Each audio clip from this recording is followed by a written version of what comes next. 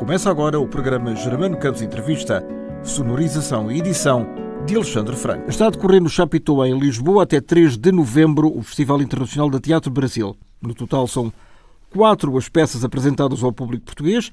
Nesta emissão especial do Germano Campos Entrevista, tenho o prazer de conversar em primeiro lugar com o curador e diretor do evento, Bruno Mariose. Muito bem-vindo.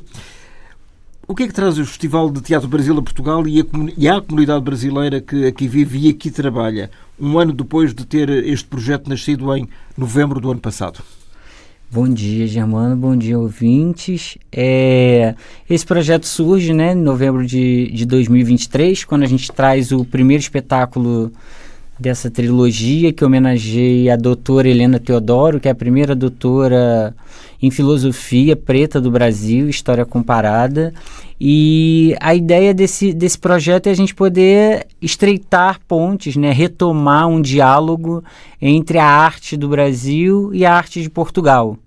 Então, a nossa proposta, nesse primeiro ano, a gente pensou em espetáculos que venham desse lugar da linguagem da mulher, do feminino, do princípio. A gente fala até como um primeiro festival, como um primeiro ano, vem desse útero feminino, desse útero materno, que traz tantas histórias, da onde a gente surge, da onde a gente vem. Então, e que pontos de comparação é que existem entre Portugal e o Brasil neste campo específico?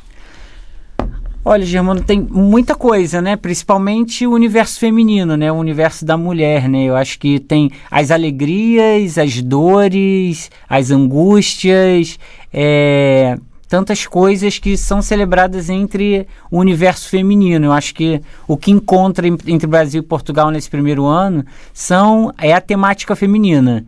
Eu acho que as mulheres vão se identificar com diversas histórias que são contadas dentro desses espetáculos. Eu acho que tem um lugar, acho que o Mãe Baiana, que é esse espetáculo que vai acontecer nesse próximo final de semana, encerra o festival? E que encerra o festival, ele fala muito desse encontro geracional entre avó e neta, Uma coisa que no teatro a gente, no Brasil, fala, mas não fala tanto assim, E por quê? E por quê? Porque E por que não falam tanto? Então, porque eu acho que a gente tem outras frentes também, muito do teatro com vários tipos de linguagem que hoje estão sendo abordadas no Brasil, que são muito importantes.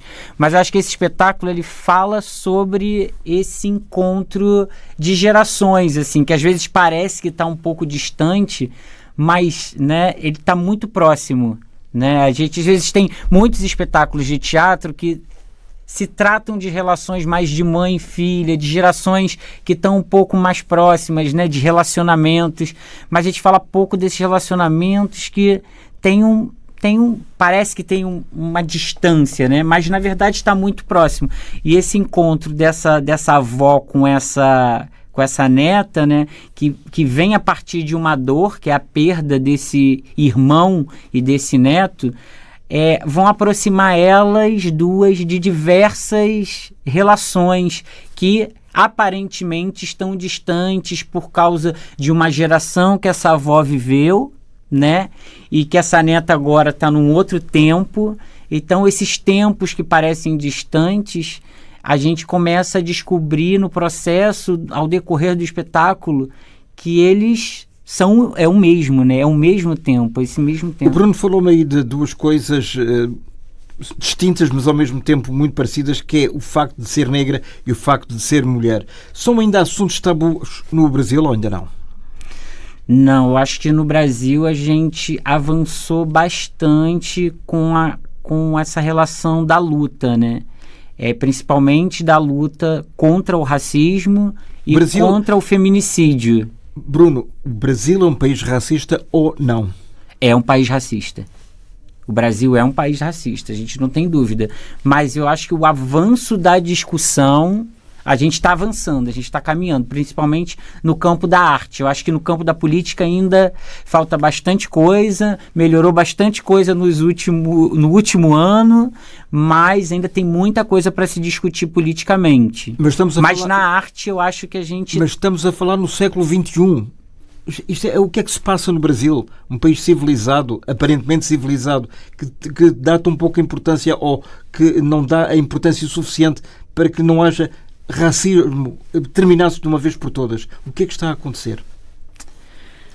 Olha, tem muitas camadas e muitas questões nessa relação, viu, Germano? Porque, primeiro que a gente viveu um momento político no Brasil muito grande, né? De 8 anos, pelo menos, aí, que a gente teve um retrocesso. Está a falar do Jair Bolsonaro. A gente teve um grande retrocesso no Brasil de políticas públicas onde a gente consegue, né, através de um líder e através desses ministérios, de todos esses campos que estão abaixo, eles tenham um reconhecimento da existência do racismo. A gente acha que viveu esse momento no Brasil. A primeira coisa é reconhecer.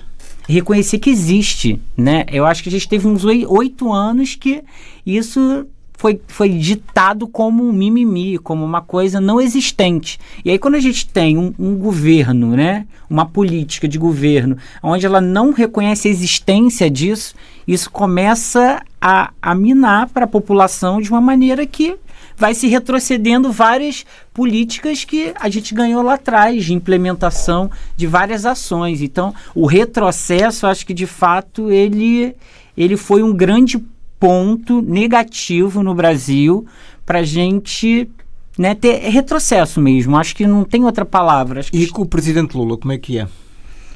Olha, a gente está tendo muitas políticas, né? A gente, inclusive, a importância de ter um ministério, né? Hoje a gente tem um Ministério da Igualdade Racial, onde a gente tem uma liderança, uma mulher negra que, de fato, está pensando todas essas frentes e está não só tendo recursos, né, através dos outros ministérios financeiros, de implementação de políticas públicas que possam ser pensados, o racismo, uma coisa que a gente também no Brasil passa muito é a intolerância religiosa. Esse espetáculo, ele é um espetáculo que fala muito e aborda muito de uma outra maneira, mais filosófica, mas a gente traz um olhar, né? A gente traz uma aproximação de uma outra forma do que é a religiosidade, do que é a vivência da prática religiosa. Então, porque a gente vive no Brasil uma intolerância religiosa, né? Muito grande. Os terreiros são queimados, as mães de santo são... A gente teve agora a imagem de Mãe Estela de Oxóssi, que é uma grande liderança no Brasil. Há 2 anos atrás, ela já faleceu. A imagem dela, que é um panteão de orixás em Salvador, na Bahia, com mais imagens... A imagem dela foi queimada, né? Mãe Bernadette tomou 7 tiros. Bruno, alegando o quê? Tem muitas. Em relação à Mãe Estela, foi queimado. Quando chegaram lá, a imagem estava queimada num dia que representa, no sincretismo até, não é nem só na religião, no sincretismo. Esses criminosos foram condenados, foram apanhados, ou ninguém sabe quem são?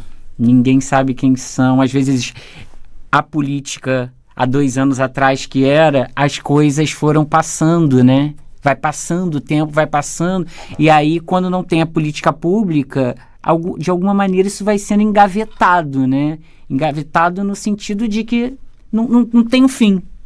Não se chega a um assassino, não se chega a um criminoso de fato, né? Mãe Bernadette, como eu citei agora, ela tomou 7 tiros no rosto.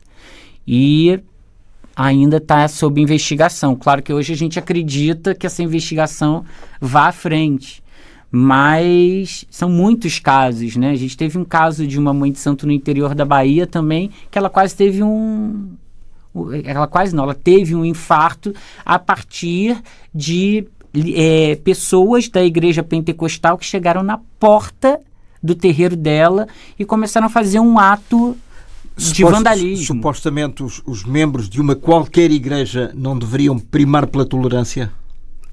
Pois é. Mas no Brasil a gente hoje vive esse grande conflito, né? Religioso mesmo, porque essas religiões que estão intolerantes, elas estão tomando poder político também, de alguma maneira.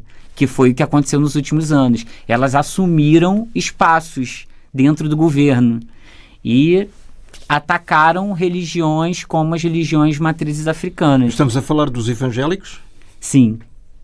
Acho que são os, assim, né, são os alvos das religiões matrizes africanas diretamente.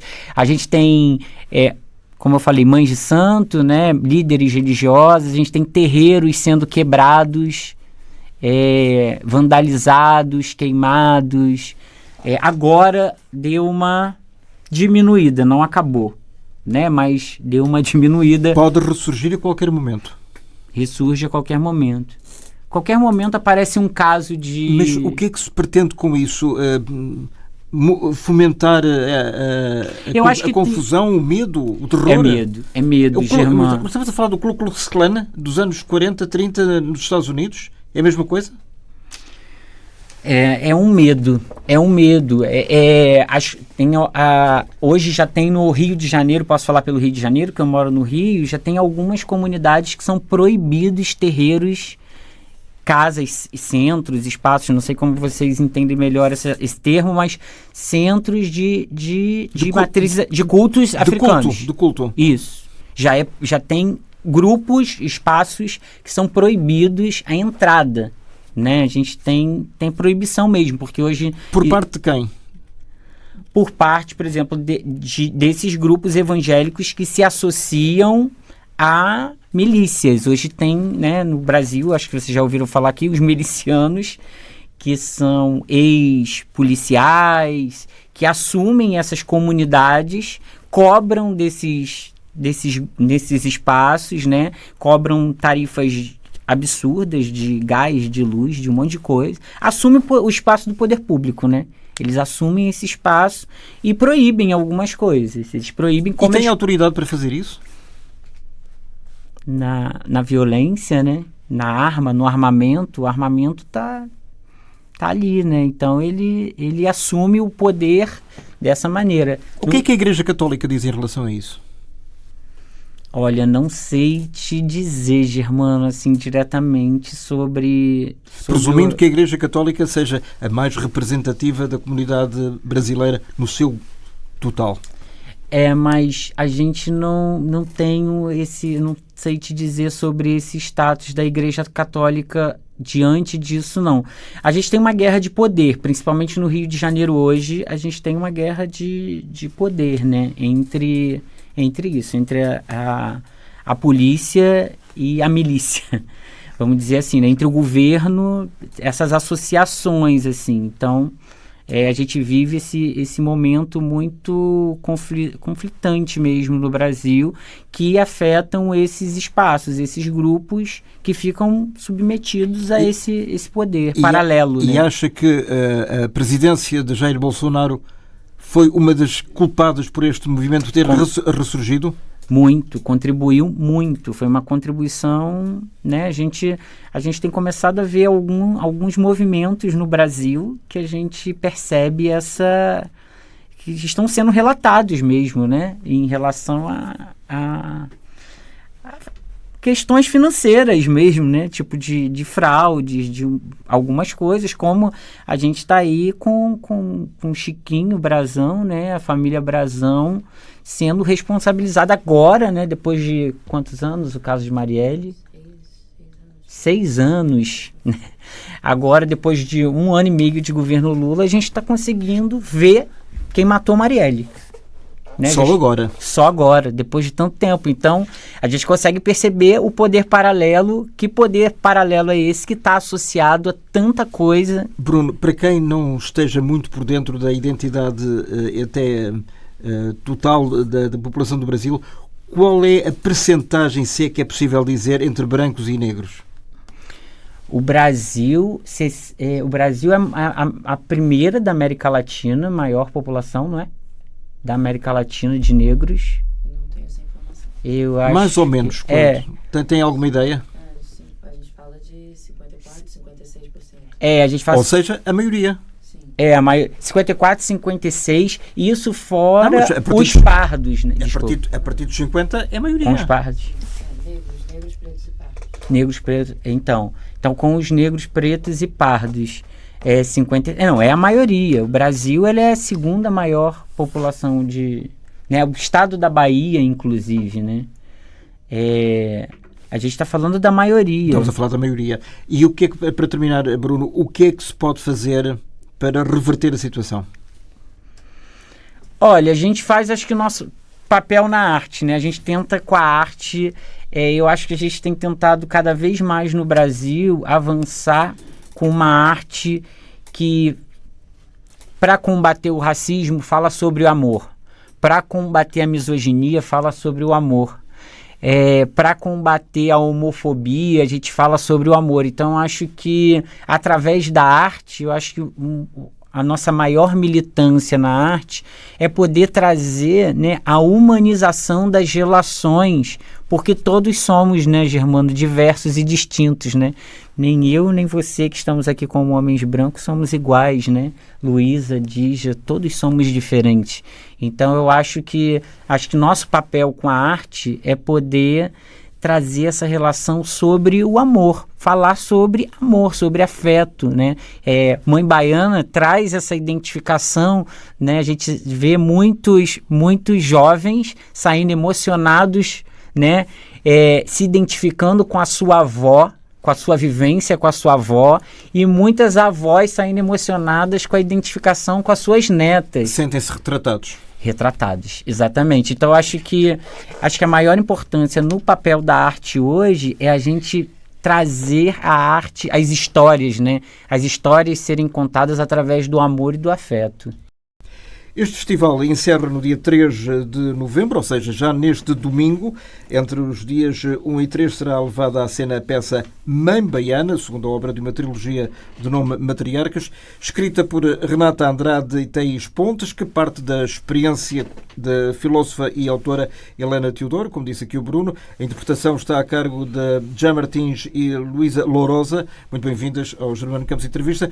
Que peça é esta que fala realmente desta relação familiar especial entre uma avó e uma neta? Fala principalmente de amor. Amor de uma avó por uma neta, mas que essa avó não entende o pensamento dessa neta. Não entende que essa neta está vivendo um outro tempo, uma outra história, e ela é presa naquele passado. E o que une as duas nesse momento da peça é a perda de um neto e de um irmão, mas que no final elas acabam se entendendo, porque elas se amam, apesar de tudo. Além de tudo, elas se amam, tendo a incompreensão, tendo o preconceito, porque a avó tem um certo preconceito que atinge a neta, a não aceitação da neta como ela é, embora elas se amam. É muito difícil para uma geração já mais anterior àquela da neta perceber quais são as necessidades dos mais novos, porque geralmente há sempre esse choque geracional. Sim, entre claro. um e outros.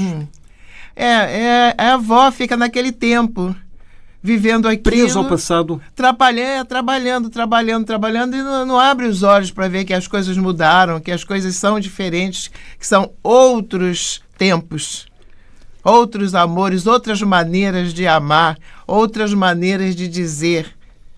Então ela se prende naquilo e sofre, no meu parecer, sofre até inutilmente. Poderia ter sido momentos muito felizes e ela se prende naquela de sofrer, de achar que é assim porque é assim, eu faço assim e acabou. Aquela coisa arcaica. Como nós costumamos dizer em Portugal, não dá o braço a torcer. Não dá o braço a torcer, exato. Mas no fim a neta consegue, né? Consegue.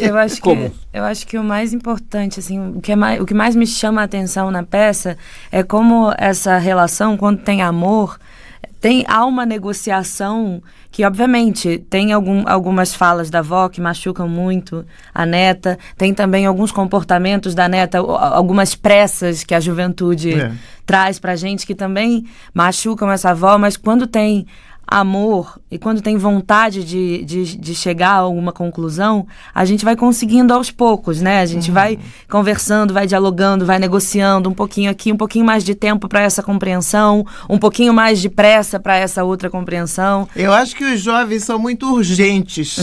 Eles são urgentes, assim. É tudo para ontem? É tudo para daqui a 3 segundos. Não, a avó não é assim para todo mundo. Você tem que entender que cada um tem o seu tempo. Não é assim que a coisa funciona. Inclusive, é um pedacinho do texto. Dando uma palhinha. Acho muito bem. Mas agora estava a representar ou estava a falar como avó? Bom, eu sou avó de 8 netos, bisavó de 4 bisnetas, mãe de 3 filhos. Então, eu tenho lugar de fala. Sabe do que é que está a falar. E como é que é essa relação com netos e bisnetos? Olha, eu sou um pouquinho fora da curva, sabe? Eu tenho 81 anos. É atriz, e isso diz logo muita coisa. E eu me acho mesmo um pouquinho fora da curva. Então, eu tenho esse pensamento antigo, acho que daquele tempo era melhor e tal, mas por comodidade, eu deixo que me levem, né? Ah, assim é melhor? Eu não acho não, mas eu vou lá, vou ver se é melhor mesmo e pode ser que seja. E tira as suas próprias conclusões. Exatamente. E quais são os tipos de perguntas, se é que elas existem, que os netos e bisnetos fazem à avó e bisavó?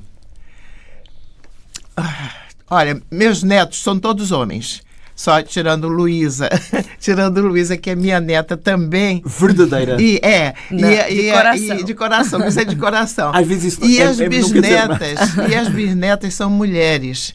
Então, eles são diferentes. Eu acho que os meninos são mais doces comigo. E as meninas exigem mais. Eu acho que elas sei lá, se identificam pelo gênero, então exigem mais. Esperam que eu seja mais do lado delas. E os meninos não, são mais doces. Eles são mais sedutores comigo. Ou eu com eles também, não sei, né? É mútuo. É dos dois lados. E, Luísa, já agora tem avó verdadeiras também? Tenho, sim. Ainda conserva? Tenho uma avó viva e uma avó que se foi antes de eu nascer. E é curioso, porque durante o nosso processo eu falei para a Dígia que eu estava aproveitando essa peça para inventar a minha avó que eu não conheci. E aí ela, de supetão, me respondeu assim: mas a sua avó sou eu. E, de fato, assim, a gente construiu uma relação muito afetuosa, muito carinhosa, de muita parceria, assim, que tem me ensinado muita coisa, assim. Quer fazer uma declaração de amor à Dígia? Eu faço o tempo todo. Ela sabe o quanto ela é importante para mim, o quanto eu aprendo, o quanto a gente... Quanto eu aprendo também, né? Exatamente, porque você aprende porque você tem uma cabeça que é muito aberta. E eu acho uma das coisas mais legais da nossa relação é que eu me sinto escutada por você. E aí eu ser escutada por uma senhora de 81 anos me faz me sentir muito importante, assim. E te dá mais importância também, assim, de o quanto você está aberta para o que vem de novo. E para aprender e para ensinar ao mesmo tempo. Porque é isso, é relação. Não é unilateral, né? Vem dos dois lados e a gente está aqui juntas no mesmo propósito. Você lembra quando eu te peço desculpas? Lembro. Pois é. Às vezes eu erro com ela, sabe? Ela fala, não, isso não pode fazer assim, isso não é assim, você não tem razão assim. Aí eu fico na minha. Depois, Luísa, desculpa, mas olha... A gente vai se completando, vai se ajustando. Não, continuem, faz favor. Não, mas é ótimo. Essa vivência para mim foi muito boa, porque eu me descobri...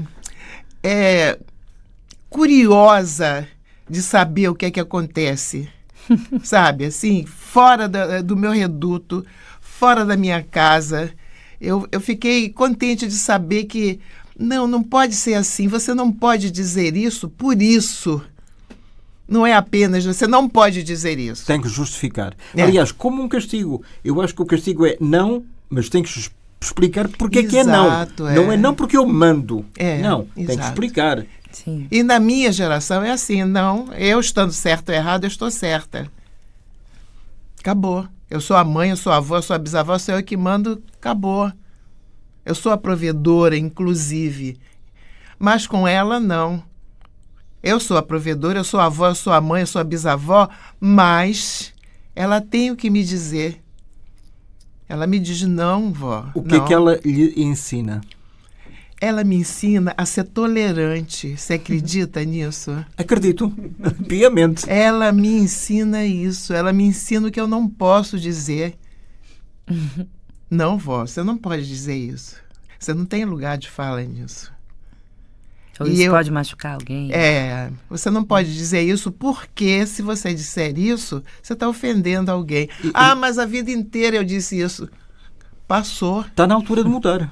Passou. E mudar, a mudança é a coisa pior que existe. Exato. Dói, né? Dói. Ainda não dói? E quando você se pega errando? Caraca, ela falou que não podia e eu fiz. Pô, Luísa, desculpa, tá? Não, o pior é se reitera o mesmo erro, se faz o mesmo erro É. 2 vezes, não é? Aí já é teimosia ou estupidez. E o contrário, Luísa, o que é que está aprendendo com a avó? Olha, aprendo sobre o tempo, mas aprendo também sobre a vontade de viver. Assim, eu vejo muito em Dígia uma vontade de viver e uma certeza de que nunca é tarde. Aqui, essa semana, a gente está estreando a nossa carreira internacional. Exato. Estamos saindo do Brasil pela primeira vez com o nosso trabalho. Ela aos 81, eu aos 28. E isso me dá... É quase ao contrário, não é? Isso me dá uma sensação de que tem muita coisa pela frente. Muita coisa para acontecer, para descobrir. E tá aberta para a vida aos 81 anos é um luxo. Ainda temos muita coisa para fazer. Muita. Claro. Muita. Ainda aprende as falas e não tem receio de se esquecer, por exemplo? Sempre. Eu entro sabendo, ai meu Deus, não sei nada, vou levar um tombo e vou esquecer tudo. E aí começou plena.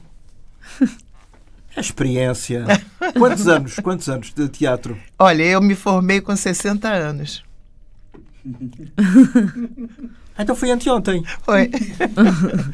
Eu já tinha feito tudo na vida, só não tinha as bisnetas. E me vi assim, uma velha. Alguém esperando que eu fosse fazer chocolate quando chegasse, ou que tivesse uma roupinha. Eu falei, não sou eu, não.